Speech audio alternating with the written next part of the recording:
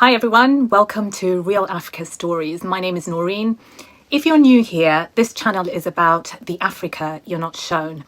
The politics, the history, the consequences, and the truth behind the headlines. Over the past few days on TikTok, I've been talking about the African Union, who influences it, who funds it, and why non-African countries somehow sit inside one of the most important institutions on the continent. And after one of those videos, someone asked a question that's kind of stopped me in my tracks. They asked, who actually invited these countries into the African Union? Today, we're going to take this story from the beginning all the way to the end. Let's start with something many people didn't know. The African Union has observers, and some of them aren't African at all. Observer status allows a country or an organisation to attend meetings, form partnerships, shape discussions, and influence decisions without being a full member. Two of those observers are the United Arab Emirates and Israel. And naturally, people ask, how did they get in? Who approved this? Before we get into the approvals, we need to understand something more important, how the AU is funded. Because money is influence, and influence shapes decisions. Around 70% of the AU's budget comes from foreign governments and partners, not from Africa.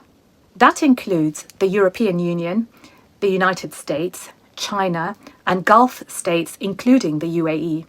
And if someone pays your bills, they get to say in how you live. The same applies to political institutions. This isn't bribery, it's dependency. And dependency creates power. Now, let's look at the UAE. The UAE became an observer in 2011, but how it happened is the real story. There's no public list of which African governments supported it.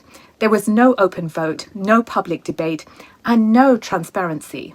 What we do know is this. The UAE sent a formal letter requesting observer status, and the AU Commission quietly approved it. Quietly, not collectively, not openly. This silence becomes even more important considering the allegations that the UAE have been involved, indirectly or directly, in the conflict in Sudan. Allegations they deny, but allegations serious enough that Sudan took them to the International Court of Justice.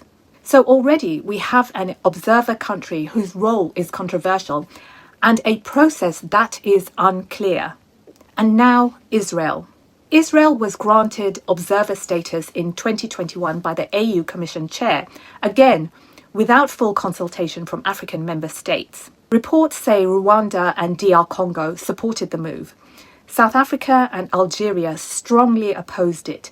Namibia, Egypt, and others raised serious concerns. The backlash was so strong that Israel's status was later suspended. And this is where the story becomes much clearer and much more uncomfortable. Because the argument wasn't only about Israel's relationship with Africa, it was about process, it was about transparency, it was about decisions being made behind closed doors. African countries and the African public were left out of the discussion entirely. So let's answer the big question. Who invited the UAE and Israel into the African Union? And here's the truth, we don't fully know. There's no public record of which African leaders approved the UAE. There was no open vote on Israel, and many African countries say they were never consulted. And that is the heart of the issue. The problem isn't only about Israel, and it isn't only about the UAE. It's about a lack of transparency inside the AU itself. So now I want to hear from you. Should the African Union allow any non-African country to hold observer status, especially when so much of its funding already comes from outside? So let me know your thoughts in the comments below. Thank you for watching, and if you found this useful, feel free to share it. This is the Africa You're Not Shown, but I'm here to show you.